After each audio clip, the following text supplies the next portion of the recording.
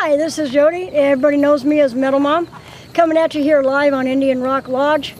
We've had a killer show tonight, lots and lots of bands, and we're about to talk to another one here tonight, which is IRONWILL. Raw, yes. First question. First question, yes. First question is, first off, where are you guys from? Augusta, Georgia. Long ways away, southeast. All right. What brings you to Salina, Kansas? We've been on tour for the last week and a half with Messengers. We met up with them in Louisiana, and we've been with them on the road, and then we met up in Phoenix, Arizona a few days ago with Redeemer. So we're just kind of here doing the last few dates of the tour with them, and then we'll be kind of on our way to our next tour, meeting up in Oklahoma with another band. So. Sounds great. How long have you guys been a band? It kind of started off like for us, like us as a band, we've been together for probably like the last year, but it kind of started a couple years ago as a solo project. I just kind of did some home recording with a friend, and then I was like, hey, this is a lot of fun. We don't really have a lot of this stuff in our hometown, and I'd love to play it live. So we kind of started practicing about a year and a half ago. And then like we met up with these guys, like everybody, you know, as a band, like our drummer and our other guitarist that's not with us on this tour. We've been together for about a year, I guess. We all knew each other through playing in local bands back home. Me and the other guitarist joined in February. Played our first show in Columbia, South Carolina. February, something back then. So I've only been with the band a few months. But we all knew each other through playing with other local bands back home in Augusta. Great. Have you always been into hardcore? Not always, no. I grew up on, oh my God.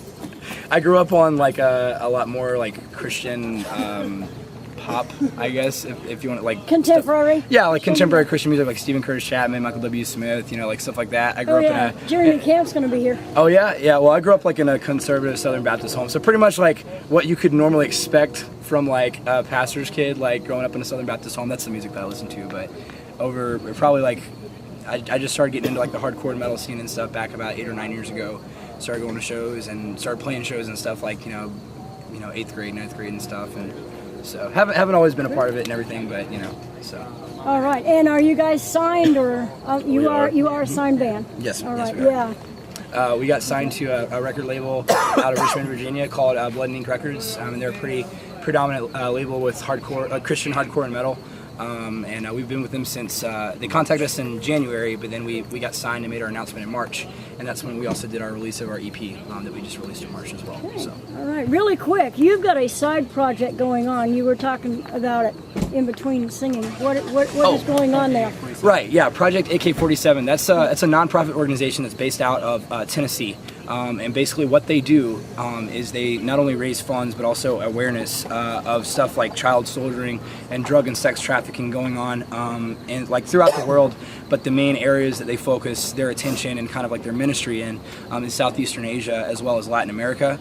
Back about a year ago there was a couple bands that came through our hometown called the Great Commission and War of Ages, and they were doing like a Project AK-47 tour, and they had like these dog tags that they were selling for some money to raise funds for stuff like that. And you know, they told me about that ministry, and it just really broke my heart whenever I found out about it. And so ever since then, you know, it was kind of something that we always talked about at shows and everything. And then back in June, we actually just started advocating for them. We contacted them and kind of exchanged information and stuff. And they're like, well, we'll send you stuff if you know you kind of promise to like tell more people about it at shows. So that's what we've been doing since then. It's I would highly encourage anybody to really try to get their hands in. I mean, it's really easy to get involved. It's really easy to just buy tags, but it's also... They sell the dog tags for each individual kid. They're all different. So like mine is a 15-year-old girl from Mexico, and her name is Libertad. They're all different, and then they're all numbered. Like oh, wow. Like this one is number 9,494. And I don't know how many numbers they have, but this is what they sell. So every time you buy one, they're all individually like named, and they have their age. She's 15 years old, and she's still active there. Does this group have like a website or something where people can find out more information? Yeah, if you just go to projectak47.com, they have not only information about what they have done, but they also have information on the artists that have advocated for them in the past, that are currently advocating for them, merchandise that they have that 100% of the proceeds go straight to their organization, bringing kids back into safe environments, and also efforts and stuff that they're currently involved in. One of the last things that I remember reading was they were installing a community water filtration system in Mexico City for it was like a children's homeless shelter. So really cool stuff, and it's, like I said, it's really easy to get involved in. So That is great. That is great, and yeah, hopefully, I know I definitely was listening, and some people were definitely listening for that. I appreciate that. All right, yes. Now, where can we hear from you? Facebook, Twitter. On the band Oh, yeah. part of it, yeah. If you go to if on Facebook, you just go to facebook.com /IronWill Hardcore, all one word. We're also on Twitter. You just go to Still on Twitter. MySpace. Yeah, still on MySpace too, even though nobody uses it anymore. But if you go to Twitter, it's twitter.com /IronWill HC, just the 2 letters HC. And then if you want to go on MySpace, we've got some older stuff. You just go to myspace.com /IronWill. And all their stuff's on there, as well as you can go to bloodandinkrecords.com, and they have a Bandcamp page set up where our entire EP that we released back in March is streamed. You can listen to it for free, and it also has like links and stuff to where you can buy some stuff as well. So. Yeah, Blood and Ink, that's where I heard you. Right. Great. That's awesome. They're a great organization. Awesome. Guys. Definitely. All right.